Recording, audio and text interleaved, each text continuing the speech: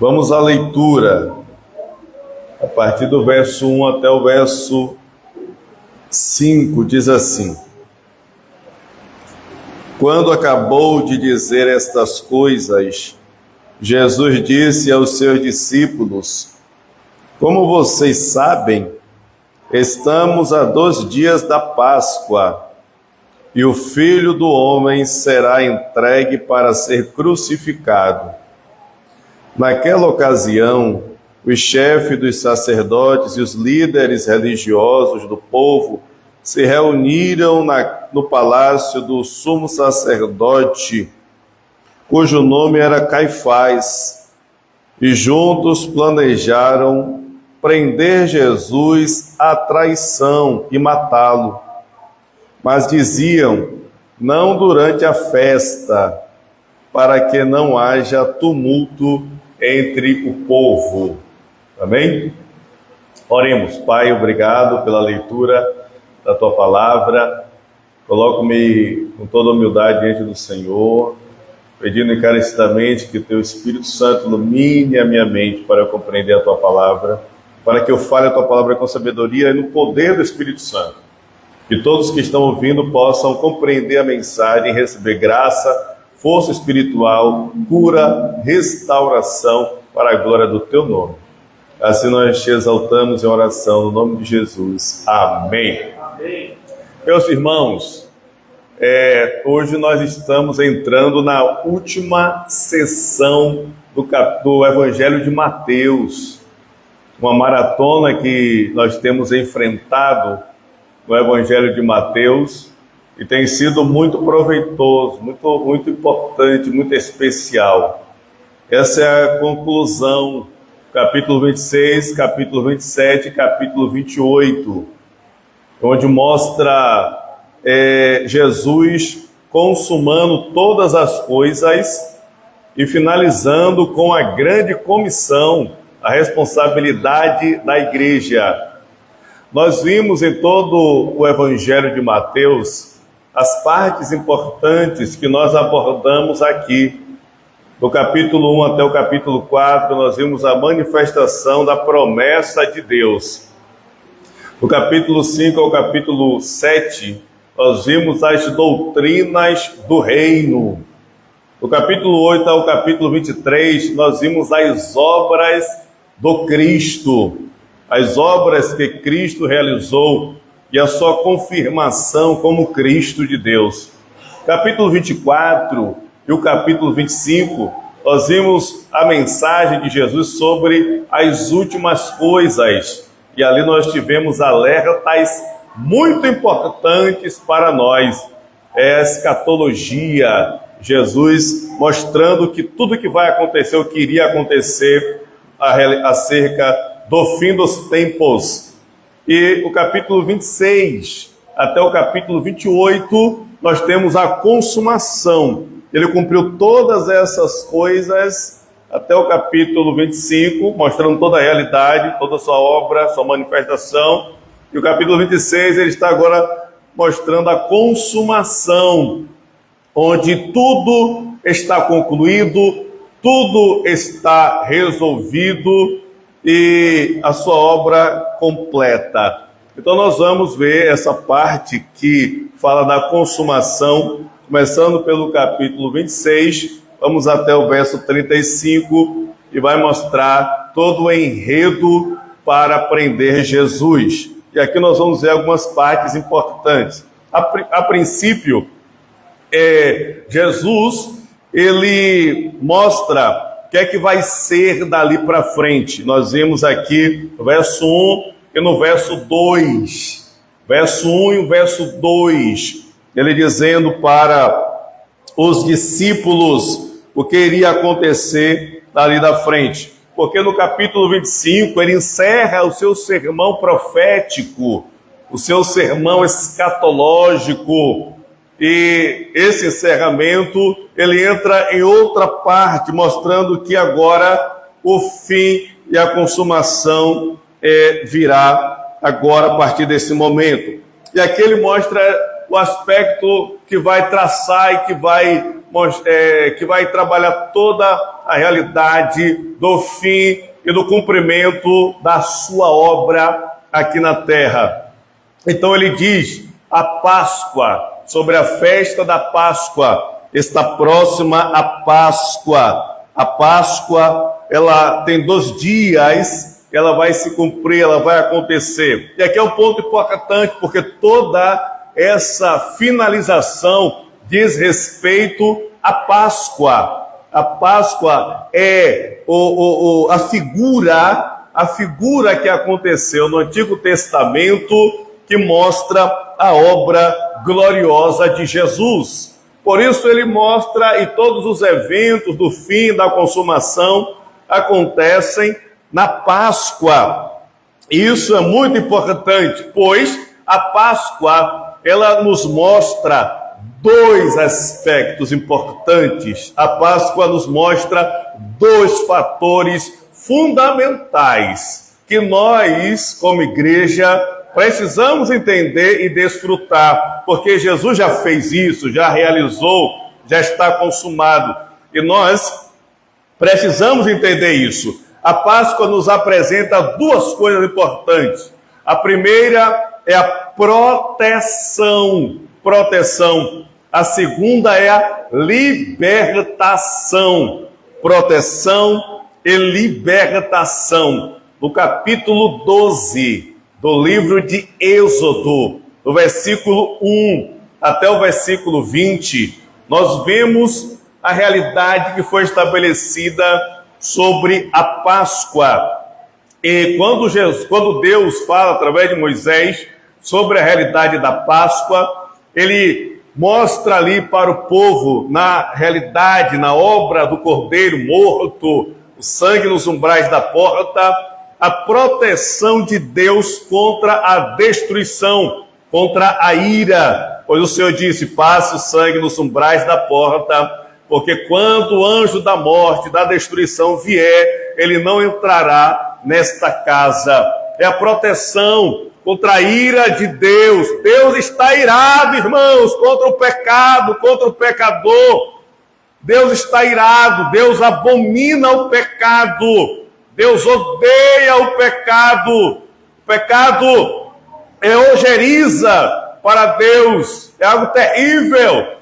Deus, ele vai derramar sua ira sobre os pecadores. E como é que isso pode ser, como alguém pode escapar disso? Somente através do sangue. Por isso o sangue do Cordeiro mostra proteção contra a ira que virá no futuro. E a segunda coisa é a libertação. O povo estava vivendo no Egito escravo, na mão do faraó, mas o sinal da libertação era o sacrifício da comunhão do Cordeiro, o sangue derramado. E o Senhor disse, quando vocês comerem da Páscoa, estejam preparados, sandália nas mãos, sandália nos pés e cajado na mão, porque assim que vocês comerem, vocês sairão. Aleluia! Libertação, é livre do jugo da escravidão, é livre do poder de Satanás, é livre da opressão, é livre da carga, é libertação. Então o Senhor está mostrando a consumação, que é a libertação plena, a libertação completa, que é tipificada na Páscoa. Daí ele faz a analogia, assim como a Páscoa está vindo, importa que o Filho do Homem seja entregue e crucificado. É a analogia, o sacrifício da cruz, derramamento do sangue, é o Cordeiro de Deus.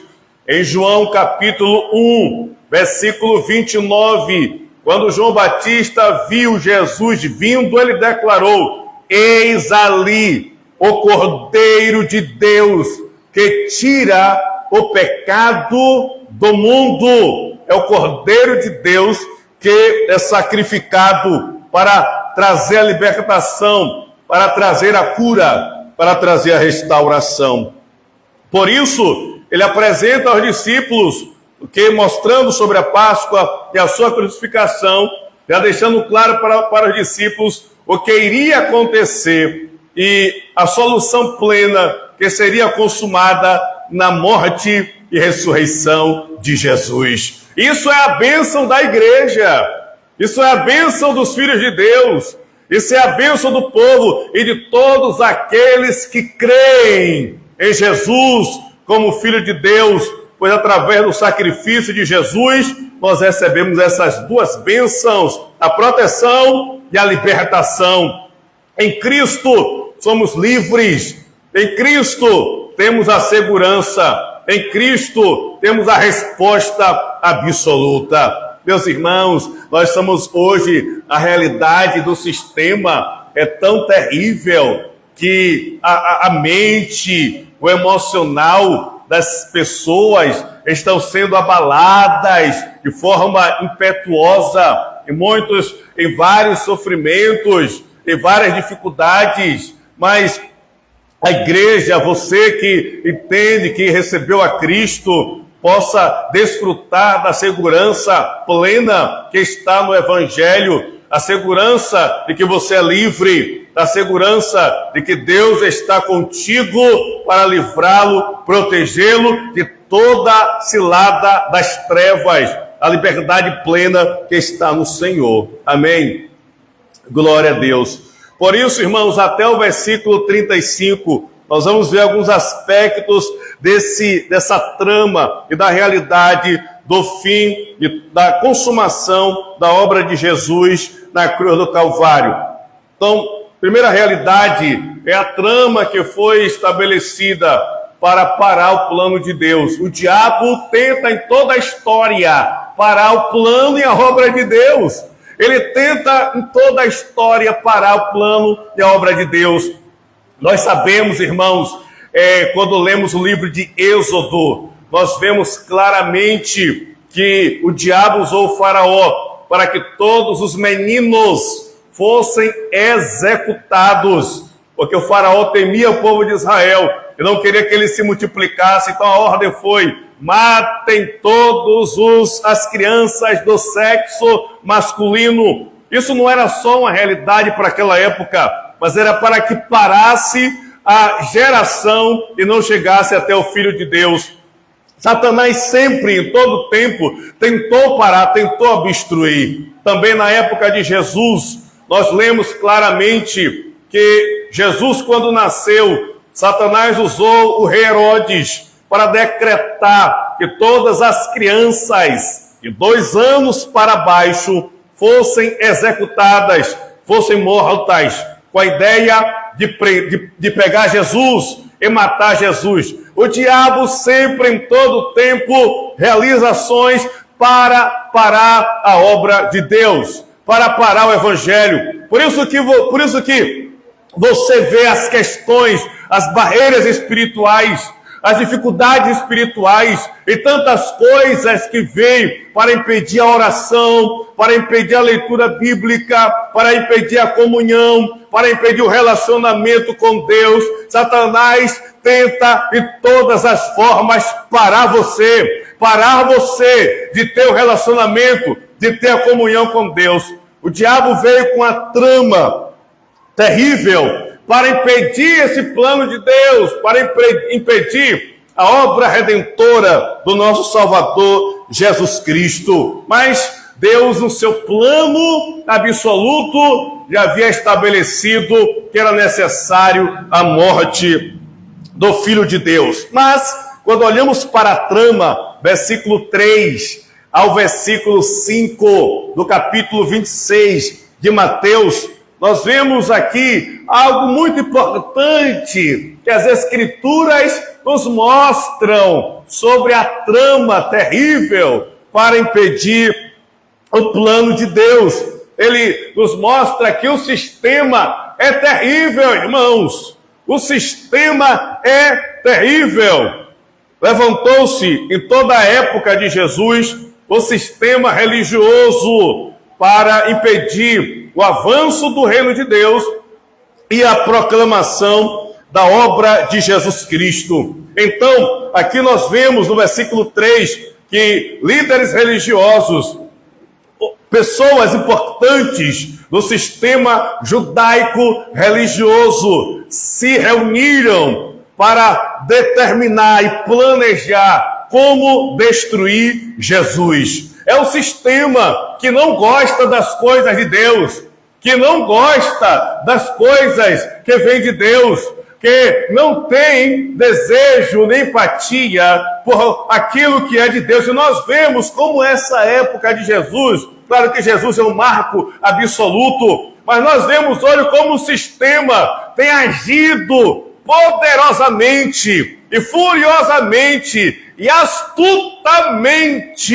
para bloquear aqueles que são de Deus. Nós vemos isso. Moveu-se o sistema religioso que combinou com o sistema político e levou Jesus à execução. Assim nós vemos hoje isso. Por quê, irmãos? Porque o sistema está nas mãos de Satanás. Em 1 João capítulo 5, versículo 19, está escrito que o mundo inteiro está debaixo do governo de Satanás, debaixo do controle de Satanás. E é o que nós olhamos aqui, o sistema que reuniu-se para prender Jesus. E por que isso? Por que eles fizeram isso? Por que eles se reuniram para isso? Por que eles fizeram motim para executar Jesus? Porque eles não criam que Jesus é o Filho de Deus. Eles não criam que Jesus é o Cristo. Eles não criam. Em João 8,44, versículo bastante conhecido, mostra claramente o que Jesus disse para esses que queriam matá-lo e não criam nele como Filho de Deus. Vós e o vosso pai, vós tendes por pai o diabo, o vosso pai é o diabo, e vocês querem cumprir o desejo do vosso pai, que foi homicida desde o princípio e nunca se firmou na verdade. Essa é a obra de Satanás: destruir o povo de Deus, destruir a causa de Deus. Nós estamos vendo na Nigéria, está acontecendo na Nigéria. Aproximadamente esse ano de 2025, aproximadamente 7.000 cristãos foram mortos, foram executados pelo regime das trevas. Na China, pastores estão sendo perseguidos, estão sendo presos por pregar o evangelho e não submeter-se ao sistema comunista. Nós vemos a realidade, que o sistema é terrível, e veio para destruir, para eliminar. Por quê? Porque eles estão executando a vontade do pai deles, que é Satanás, que não tem nada a ver com Deus e com as coisas de Deus. E por isso, entenda aqui, irmãos, por favor, Satanás é astuto, sagaz, mais esperto e inteligente do que eu e você. Lá em Gênesis, quando ele veio na serpente, enganou Eva para que ela quebrasse o relacionamento com Deus, junto com Adão, tentar parar a causa de Deus. Nesta época, a trama foi terrível. E qual foi o planejamento deles? Quando se reuniram, o que é que eles decidiram? Eles decidiram prender Jesus. Mas não era prender Jesus porque Jesus roubou. Não é prender Jesus porque ele matou alguém. Não é prender Jesus porque ele cometeu um estupro, um adultério, alguma coisa desse tipo. Não era prender Jesus porque pegaram Jesus fazendo uma coisa errada. Não é isso. Está escrito. Eles queriam prender Jesus. A traição. A trama é a traição. É levantar alguma questão falsa. E essa sempre foi a estratégia de Satanás das trevas. Quando nós lemos o livro de Daniel e observamos a vida de Daniel lá na Babilônia, e no capítulo 6, Daniel orava 3 vezes ao dia. E as pessoas usadas pelo diabo com inveja de Daniel, o que é que eles fizeram? Temos que derrubar Daniel. O diabo é sempre assim. Vamos derrubar aqueles que de fato estão honrando a Deus, servindo a Deus. Então vamos tramar, o que é que vamos fazer para derrubar Daniel? Daniel não é ladrão, Daniel não é sonegador, Daniel não xinga ninguém, Daniel não desobedece às leis, Daniel não é safado, Daniel nada disso. Como é que a gente vai pegar esse cara? Vamos tramar alguma coisa na lei dele para ver se a gente consegue. E aí fizeram uma trama para pegar Daniel. E assim foi, pegaram Daniel. Mas Deus interviu na situação e mostrou que Daniel era inocente. Aleluia. Essa é a realidade que o diabo faz. A trama oculta, a trama terrível, o engano. Por isso temos que ter cuidado, queridos irmãos. Cuidado. Não havia nenhum erro em Jesus para que ele fosse preso. Não havia nenhuma falha em Jesus. Por isso Pedro, ele nos aconselha e nos orienta. E que se nós formos açoitados, se nós formos afligidos, que sejamos afligidos pela boa causa, pela causa de Deus, pela causa do Evangelho, e não porque somos ladrões, ou praticamos coisas erradas, ou fazemos coisas malignas, não, porque imagine que testemunho seria, ou que testemunho será esse, de que se somos presos porque cometemos o erro, fizemos uma coisa terrível. Mas se nós somos presos porque servimos a Deus, porque glorificamos a Deus, alegrai-vos nisso! Alegrai-vos nisso! Jesus não tinha erro nenhum, mas, no entanto, a trama é, vamos pegar, vamos elaborar alguma coisa. Qual o objetivo deles em fazer tudo isso? Matar Jesus. O diabo quer calar você, meu querido, minha querida. O diabo quer te calar de qualquer forma, quer obstruir você, que você não pregar, não anunciar, não ser o reflexo do Evangelho. Ele tenta em todas as formas, em todos os momentos, em toda situação, em todo momento ele tenta realizar isso. O objetivo dele é eliminar a voz daqueles que proclamam a verdade do Evangelho. Essa é a trama de Satanás. Estava elaborando para levar Jesus à destruição. No entanto, era preciso que Jesus cumprisse as Escrituras e tudo o que havia sido dito acerca da sua vida e do seu sacrifício. Por isso, Deus preparou algo extraordinário para que Jesus ele estivesse toda a condição de cumprir a exigência de Deus. Deus preparou todas as coisas. Desta forma, nós vemos do versículo 6 até o versículo 13, nós vemos a preparação do corpo de Jesus para a consumação e para o sacrifício. Nós vemos a preparação do corpo de Jesus. E aqui, queridos irmãos, nós vamos ver algo extraordinário que o Senhor estabeleceu nesta passagem ou nesse episódio, algo extraordinário. Nós vemos que uma mulher, ela apresentou uma oferta, um sacrifício. Ela apresentou algo muito importante para preparar o corpo de Jesus. Ela pegou um vaso de alabastro com um perfume muito, muito caro. E ela quebrou e colocou no corpo de Jesus como uma preparação para a sua morte. Esse perfume, ele tinha um valor exorbitante, aproximadamente 300 denários. Um denário equivale a um dia de trabalho naquela época. Ela fez isso com o perfume que valia um ano, aproximadamente um ano de trabalho. Era muito dinheiro, irmãos. Era muita coisa. O valor era inestimável. Ela conseguiu aquele valor, não sei se ela tinha condições, ou ela tinha uma herança, alguma coisa desse tipo, mas a verdade é que ela pegou todo aquele valor, comprou esse perfume e fez uma oferta ao Senhor, apresentou o seu sacrifício, apresentou a sua oferta, porque ela entendia claramente quem é aquele que estava ali. Ela sabia claramente quem era ele. Era Jesus, era o Filho de Deus, queria cumprir um plano extraordinário. e aquela oportunidade foi única e exclusiva, oportunidade única e exclusiva que ela não perdeu, pelo contrário, ela entregou tudo para a glória de Deus. Meus irmãos, isso é muito importante, aleluia.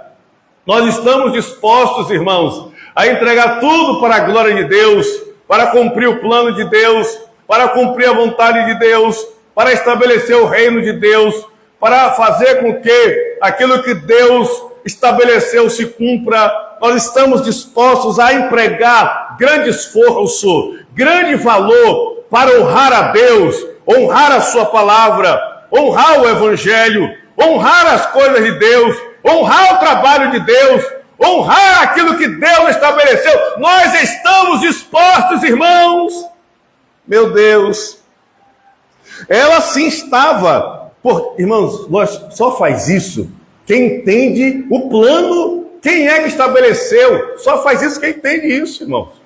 Em Lucas capítulo 8, versículo de 1 a 6, nós vemos o registro de mulheres que receberam cura, libertação, foram livres completamente. Teve uma que foi liberta de 7 demônios, livres completamente. Versículo 3 diz que elas foram tão gratas ao Senhor, entendeu essa obra, entendeu essa missão, entendeu essa coisa gloriosa, e elas fizeram algo extraordinário. Elas ofertaram suas riquezas para que Jesus continuasse indo de cidade em cidade, aldeia em aldeia, proclamando o reino de Deus. Essa é a realidade de quem entende. Ela pegou aquele perfume, aquele frasco, quebrou, preparando o corpo de Jesus para aquilo que iria acontecer. Ela entendeu o propósito. Ela teve, irmãos, olha aqui por favor, em nome de Jesus, o Evangelho desperta isso. Infelizmente, hoje nós estamos vivendo uma era terrível, uma era de apelos emocionalistas, uma era de barganha emocionalistas. Nós estamos vendo isso. Aqui, olha que coisa tão importante. Ela tinha um valor muito alto. Era alto demais. No entanto, ela não foi persuadida, ela não foi iludida, nada disso. Foi uma ação espontânea. Meu Deus! Por alguém que entendeu o reino de Deus. Nós vivemos hoje numa geração, numa época apelativa. A questão das trevas que tem agido, levando as pessoas a fazer apelos emocionalistas, a fazer de sistemas para levantar fundos, riqueza, dinheiro, coisas desse tipo. O negócio está terrível. Mas aqui nós vemos a espontaneidade, quando o Evangelho é correto, quando o Evangelho é verdadeiro, quando o Evangelho é autêntico, quando as pessoas entendem o Evangelho, entendem a palavra, entendem o plano de Deus, quando entendem claramente, vem a espontaneidade. Amém. Aleluia! Ela foi espontânea, ela se despojou, entregou algo muito valioso, porque ela entendeu a importância daquele momento, daquele episódio. Existem episódios chaves importantes que Deus prepara, que Deus estabelece, e Ele mostra a realidade da nossa condição. Ali, Deus sabia que ela tinha essa condição, foi uma oportunidade única. Se ela não fizesse isso, alguém ia fazer, mas ela perdeu a oportunidade e perderia a oportunidade única. Assim, Deus prepara momentos para o Evangelho, para a proclamação, onde pessoas únicas têm a oportunidade de ser instrumentos de Deus para que o reino de Deus avance na terra. Ela não perdeu a oportunidade, ela entregou tudo, fez o seu sacrifício, fez a sua oferta. E quando alguém é espontâneo dessa forma, infelizmente sempre tem uns opositores. Jesus estava na trajetória do cumprimento da missão, a consumação. Nessa trajetória, Deus preparou todas as coisas. Ela teve essa atitude gloriosa, espontânea, mas sempre tem alguém que seja opositor à atitude louvável e que agrada a Deus. Então nós temos a objeção dos próprios discípulos que se fizeram torceram o nariz e criticaram. Como é que pode gastar esse dinheiro todo aí para fazer isso? Como é que pode? Era bem melhor se pegasse perfume e vendesse, ia pegar uma grande grana, muito dinheiro, e vai repartir com os pobres. Seria melhor isso. Entendeu? Era melhor repartir com os pobres. Era melhor repartir com os pobres, entregar aí aos pobres, vamos lá, e tal. Meus irmãos, repartir, muito bem, a assistência aos pobres tem que ser feita, mas os pobres sendo assistidos com coisas materiais, eles continuarão no estado deles de destruição, de morte. O que é que adianta um missionário sair do Brasil, for para outro país e lá só fizer o assistencialismo, só ajudar aquele pobre a ter uma condição melhor, a ter um recurso melhor, a ter um estudo? O que é que adianta? Se ele não entender o Evangelho, não receber a palavra, não receber o entendimento do Evangelho, o que é que adianta essa missão? Não tem sentido, irmãos. Não adianta, a pessoa pode ficar rica como for, sem um Evangelho. Nada, não tem sentido. Porque a única forma da salvação está no Evangelho. Então, ela fez uma atitude, houve a objeção, porque não entenderam, não compreenderam a realidade daquilo que Deus estabeleceu. Mas no meio desses havia um que tinha uma intenção muito escusa acerca das finanças, e dizendo isso, porque não vende aos pobres, na verdade, não é porque ele tinha o interesse nos pobres, é porque ele era ladrão mesmo. Era ladrão! Não é porque ele queria ajudar os pobres, não é porque era ladrão. Infelizmente é o que acontece. Muita intenção de supostas ajudas, na verdade é para fazer o caixa 2, desviar, para fazer o esquema, fazer o desvio. Terrível, mas tudo isso é o enredo de Satanás. No entanto, o Senhor Jesus chamou a atenção dos discípulos e repreendeu os discípulos, mostrando que quem faz, olha isso aqui, quem faz com a espontaneidade, pela ação do Espírito Santo, para o reino de Deus, para a glória de Deus, para o avanço do Evangelho, deixa um testemunho para as próximas gerações. As próximas gerações ouvirão esse testemunho e será impactante para a fé, para o despertamento espiritual. Quantos homens de Deus na história que desbravaram territórios, regiões, que deixaram legados, que ainda hoje estão gritando e clamando, que ainda hoje inspiram, despertam jovens e pessoas durante as épocas. Ela foi um caso especial, especialíssimo, porque ela não teve uma demonstração do seu testemunho por pessoas qualquer, mas ela teve do próprio Senhor Jesus, do próprio Cristo, do próprio Senhor. Ele deixou a mensagem registrada. Eu quero que você acompanhe comigo aí no capítulo 26, por gentileza, no versículo 13. No versículo 13. Olha claramente, irmãos. Olha claramente o que é que o Senhor fala da atitude dela. O registro, quando nós fazemos a ação espontânea para a glória e para o reino de Deus. Olha o que Jesus disse no versículo 13. Eu lhes asseguro que em qualquer lugar do mundo inteiro, onde este evangelho for anunciado, também o que ela fez será contado em sua memória. Meu Deus! Isso é tremendo, é o Senhor Jesus.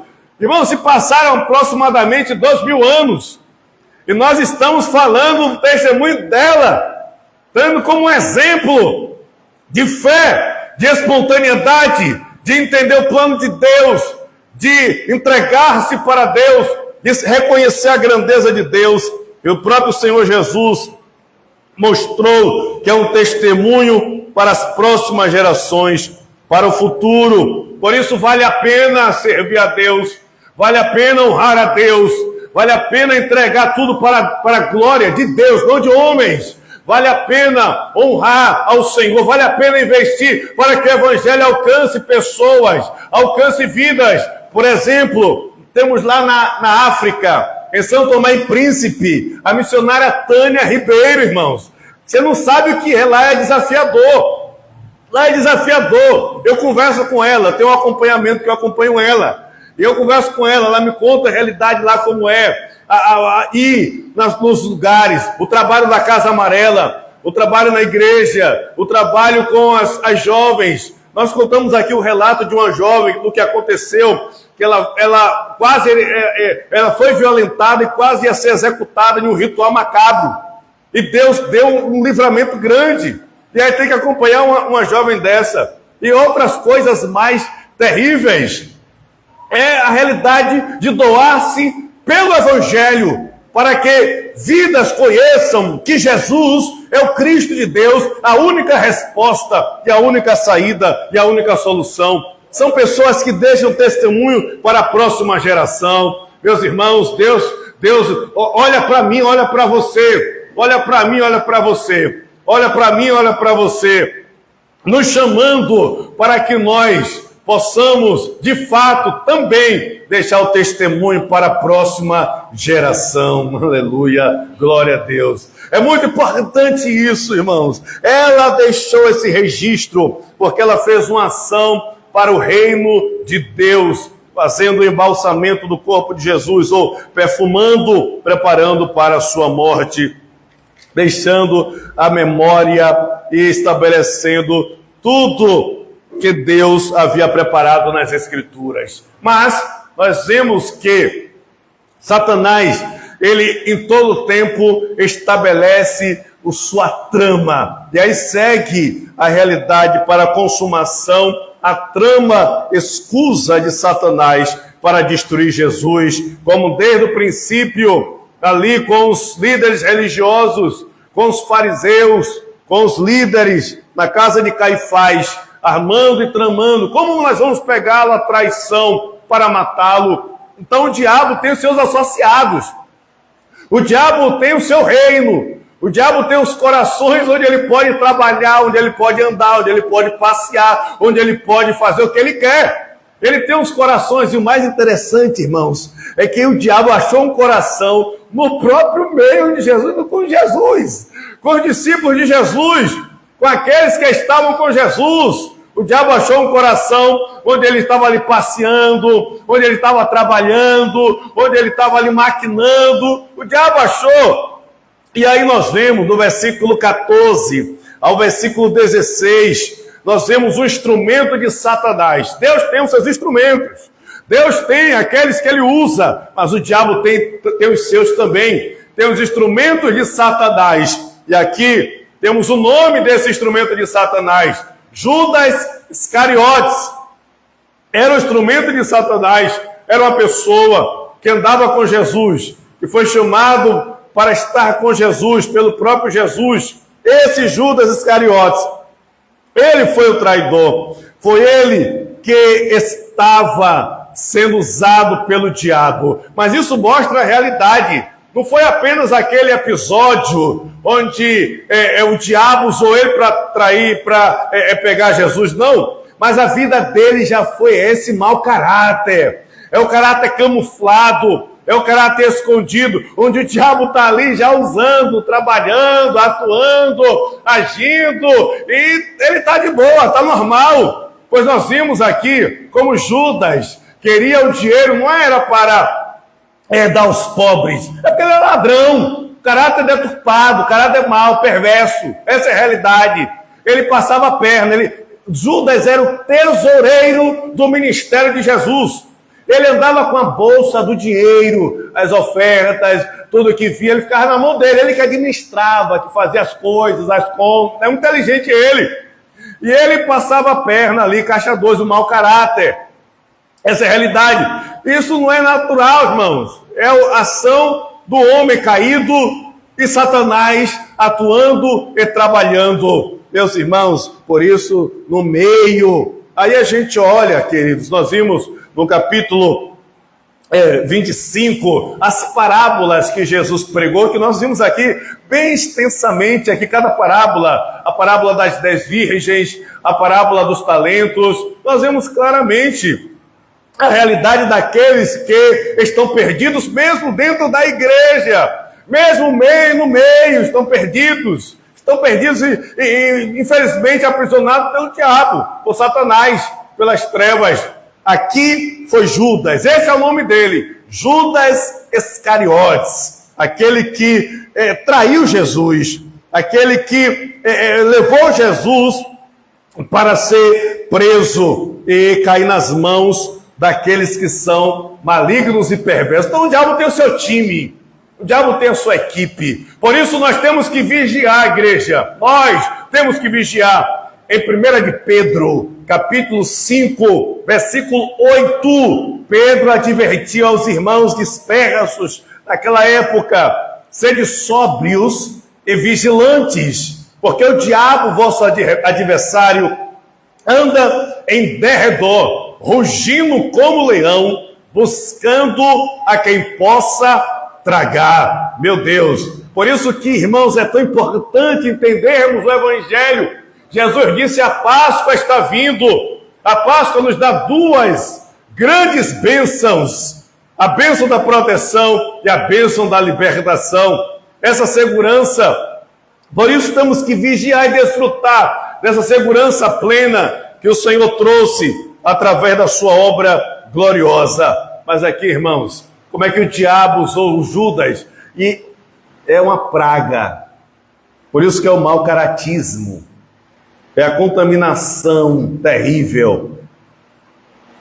Qual foi o meio que o diabo usou Judas? Nós sabemos, nós conhecemos. Ele foi até os líderes religiosos e disse: ei, vão me dar quanto? Vão me dar quanto para eu entregar ele? Vão me dar quanto? Quanto é? Você lembra da história de Sansão? Nós estudamos aqui Juízes. Sansão. Aí Dalila foi lá, ele se apaixonou por Dalila. Aí os líderes filisteus foram lá: rapaz, descobre aí qual é a força do homem aí, rapaz. Falando com Dalila, né? E ela: rapaz, nós vamos te dar prata. Cada um de nós te dará 13 quilos de prata. Cada um. Imagine quando ela não ia ganhar ali. Entrega aí, ela: opa, bolso vai encher, então. Ela foi lá, trama. Olha, o segredo dele é esse aqui, viu? Entregou, cortou o cabelo, Sansão subjugado. Aí Judas: vem cá, vocês vão me dar quanto aí? Para eu entregar ele 30 moedas de prata. Você vê que a ganância, irmãos, é um negócio do demônio. Quem morre vai levar o quê? Vai levar o quê? Morreu, fica tudo aí. Aí quem é o herdeiro perturbado, briga, se mata, faz, acontece, o tiro, é traição, é não sei o que, esse é mais meu, esse é seu, não sei o que, a perturbação toda. A gente vê aí, ó, os famosos que morrem, tá aquele milhão aí, não sei o que, tá lá, tudo aí, fica aí, jogado. Ninguém leva nada. É o diabo, a ação das trevas. O diabo tentou fazer isso com Jesus. Senhor, olha, eu te dou todos os reinos aqui, riqueza, fama, poder, tudo que você quiser, você vai ser milionário. Agora venha e sirva-me. Judas foi com essa proposta: eu quero dinheiro, eu quero dinheiro. Irmãos, temos que tomar muito cuidado com essa febre, essa onda diabólica, esse Deus Mamon que tem se instalado em muitos lugares. Temos que tomar muito cuidado, ter vigilância. Judas foi esse instrumento de Satanás para atrair Jesus. Imagine, que preço é esse? Vale a pena? Algo que vai se perder, que não é para sempre. Um certo homem, já estou concluindo, um certo homem foi até Jesus e disse: mestre, eu quero ir para o céu, eu quero ter vida eterna. Aí Jesus disse: bom, só você guardar os mandamentos. Ah, mas eu já tenho isso aí guardado. Ah, uma coisa te falta. Vá lá, venda tudo que você tem, reparta com os pobres. aí você vai ter um tesouro nos céus. Então venha e siga-me. E a Bíblia diz que ele baixou a cabeça, foi embora muito triste, porque ele possuía muita riqueza. O que é que vale mais? É o desafio que aquela mulher estava diante do Senhor, e entregou ali uma grande quantidade, porque ela entendeu que aquilo ali é de suma importância para a glória de Deus. Judas não enxergou isso, ele enxergou a realidade material, a realidade secular, os prazeres que ele poderia conquistar nessa terra, o bem que ele poderia ter nessa terra, o que ele poderia ter aí, uma Mercedes, uma BMW, um apartamento lá, lá no Alphaville, no Le Parc, poderia ter aí, ficar na alta cúpula. Meu Deus, uma hora a conta chega. Uma hora a conta chega e lá na próxima semana nós vamos ver a conta de Judas. Mas a realidade é que ele foi seduzido, o caráter era deturpado e traiu Jesus por 30 moedas de prata. Desta forma, Jesus apresenta para a conclusão, versículo 17 ao 30, Jesus, ele apresenta a obra gloriosa do seu reino, a Santa Ceia. Aqui é extraordinário, vou falar rapidamente, o tempo já está explodindo ali, mas no versículo 17 ao 30, nós temos aqui 3 coisas importantes. Primeiro, Deus é soberano e controla todas as coisas para que o seu plano seja cumprido e executado. Os discípulos disseram: Senhor, onde é que nós vamos preparar a Páscoa? Jesus disse: vá lá, você vai encontrar um homem, diga a ele que eu preciso da sua casa para que eu me reúna com os meus discípulos. Pode ir lá. Os discípulos foram, encontraram o homem, como Jesus disse, e disseram para ele: olha, o meu Senhor disse que ele precisa da sua casa, porque ele quer reunir com os discípulos para celebrar a Páscoa, a ceia. Não, está aqui, está liberado, está tudo aqui, os móveis, está tudo que você precisar, está tudo aqui. É o Senhor, é a soberania de Deus, é controlar todas as coisas e preparar já os corações, preparar já as pessoas específicas para que a sua obra se cumpra e seja estabelecida. No meio deles que Jesus estava com os discípulos, juntos, compartilhando da ceia, Jesus revelou e mostrou o traidor, aquele que come comigo, que mete a mão no prato junto comigo. Ele está no meio de nós. Esse é o traidor. Infelizmente, sempre sai do nosso meio. Sempre sai. João, na primeira carta de João, ele diz claramente: ele saiu do nosso meio. Mas ele não era nosso, não, mas saiu do nosso meio. É o que ele fala. Por isso é um alerta grande. E a obra da redenção é o que Jesus mostra na ceia. A obra gloriosa da redenção. Jesus pegou o pão, deu graças, repartiu com os discípulos, depois pegou o vinho e também repartiu com os discípulos. Ele disse: esse pão pode comer a minha carne, que é partida em favor de vocês. Estes cálices representam o sangue, é o meu sangue que será derramado por vocês. É a obra do sacrifício, é a obra da redenção. É o que ele disse lá no versículo 1 e 2, a Páscoa, a crucificação, a libertação, a cura, a salvação completa, a restauração plena. Tudo está em Cristo, tudo está em Jesus. Ele é a resposta absoluta, Ele é a solução plena, Ele é a saída, Ele é a restauração, Ele é a cura, Ele é a vida, Ele, somente Ele, unicamente Ele, só Ele, exclusivamente Ele. Ele é o Cristo de Deus. Por isso, irmãos, tomemos posse da obra redentora do Evangelho, tomemos posse da graça, tomemos posse do reino de Deus. Aleluia. E permaneçamos firmes. No versículo 31 ao 35, fechando a conta aqui agora, os discípulos temeram. O Senhor disse: fere-se o pastor, e as ovelhas se dispersam. Ninguém permaneceu. E Pedro, ousado, sempre ousado: ah, Senhor, eu não vou abandonar o Senhor, não.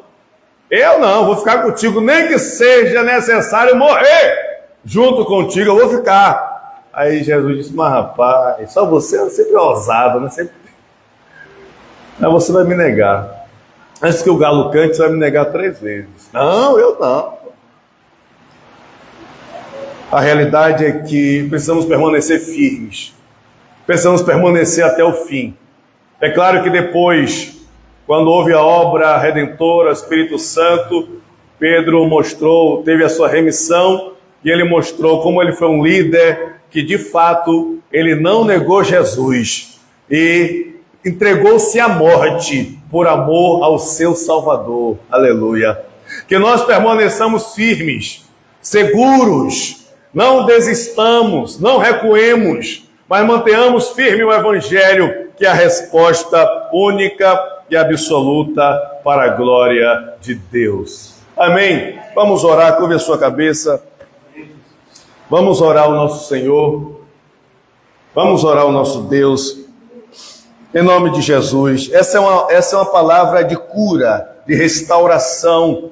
Essa é uma palavra de libertação, de confirmação da segurança na sua vida. Essa é a palavra plena do reino de Deus, da obra redentora, a Páscoa, a obra de Jesus. Não é uma fantasia, não é uma fábula, não é um conto que alguém inventou, não é será que vai dar certo, não é isso, é a realidade, é a verdade, é a obra redentora, é o Filho de Deus que cumpriu todas as coisas para que aquele que nele crê tenha vida eterna, tenha libertação plena, tenha segurança, tenha salvação. Essa é a obra gloriosa e livre de Satanás. Aleluia! Querido Deus, magnífico Pai, nós cremos na Tua palavra, que é gloriosa, que é verdadeira e que é fiel.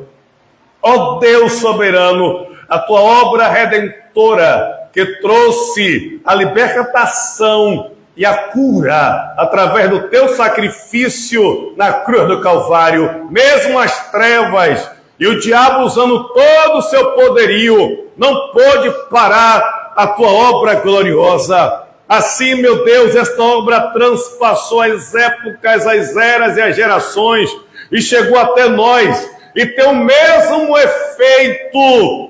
efeito daquela época até hoje, porque o Teu nome nunca e jamais cairá por terra. Teu nome está sobre todo nome, em cima nos céus, em todas as regiões.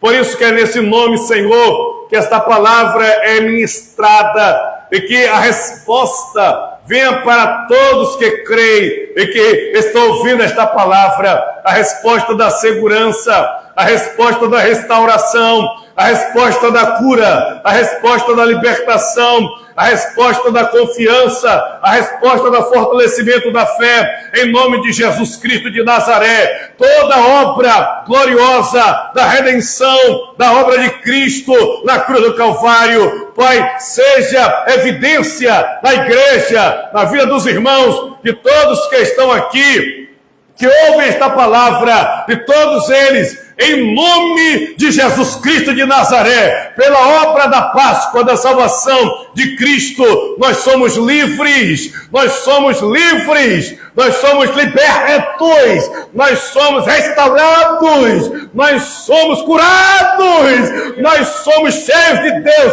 pela obra da redenção que está em Cristo Jesus. Por isso, seja abençoado para a glória de Deus, em nome de Jesus. Amém. Quem crê, diga amém. Amém. Aleluia. Deus abençoe os irmãos. Em nome de Jesus, fortaleça e dê a segurança na palavra do Senhor. Amém? Nós vamos ter agora, rapidamente, as crianças. Enquanto as crianças vêm, eu vou seguir com os avisos. Meus irmãos, amanhã nós temos oração de 7 às 8. Quarta-feira temos o estudo da palavra. seguindo no livro de Juízes. Está sendo muito proveitoso. Sexta, o culto na direção dos varões. Sábado temos culto da próxima geração. Domingo à noite, culto de adoração ao nosso Rei dos Reis, Jesus Cristo. Amém? Amém. Vamos ver as crianças.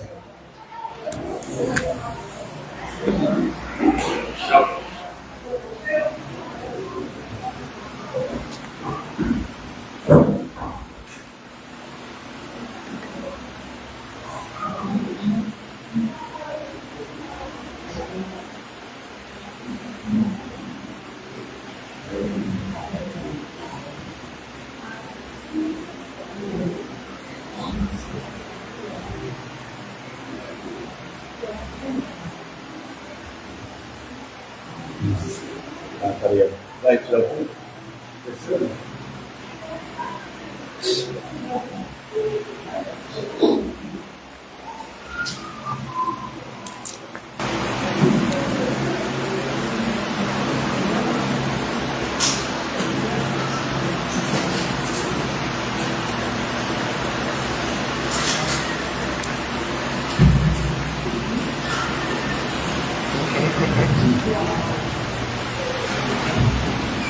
É o arrebatamento, né?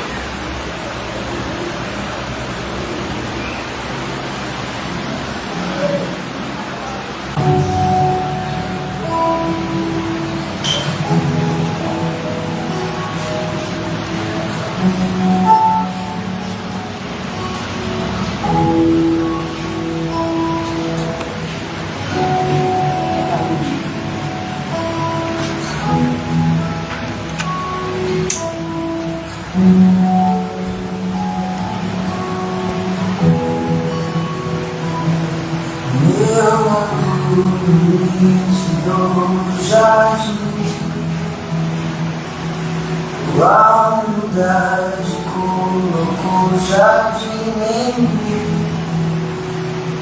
Se eu vendesse tudo que tenho, em troca do amor eu falharia.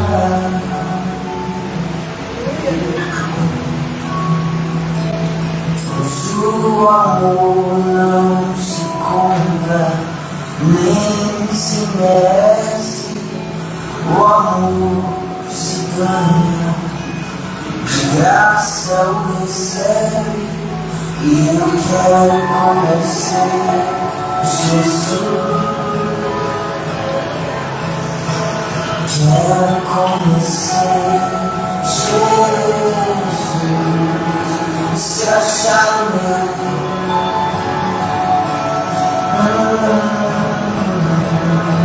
se achar meu.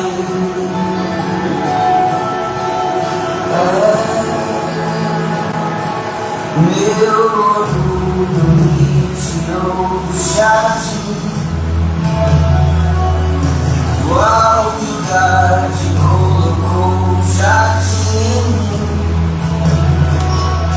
Se eu vendesse tudo que tenho, em troca do amor eu falharia.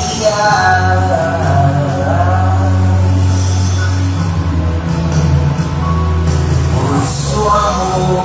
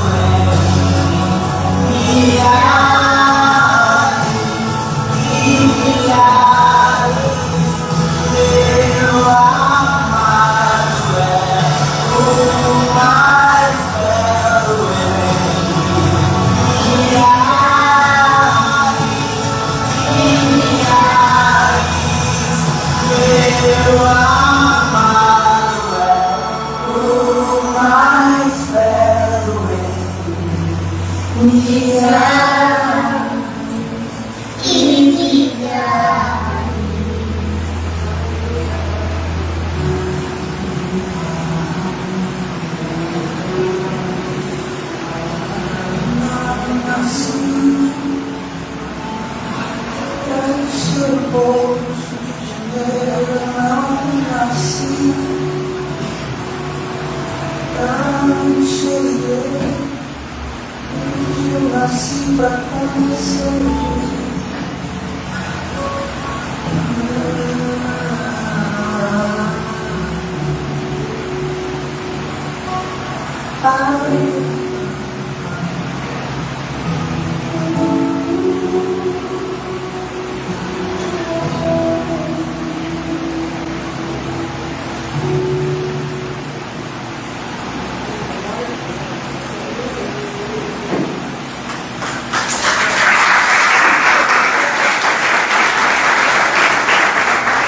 Glória a Deus. Aleluia.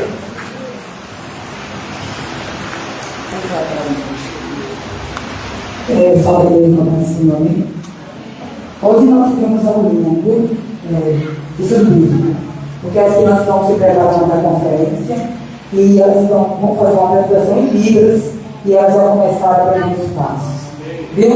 Então hoje a gente conversou um pouco sobre toda a organização, o passo a passo da conferência. E toda a manhã, até chegar na conferência, a gente vai ter mais aulinha, não no meio-dia, porque eles estão também ensaiando para o dia da conferência. Agradeço pela oportunidade.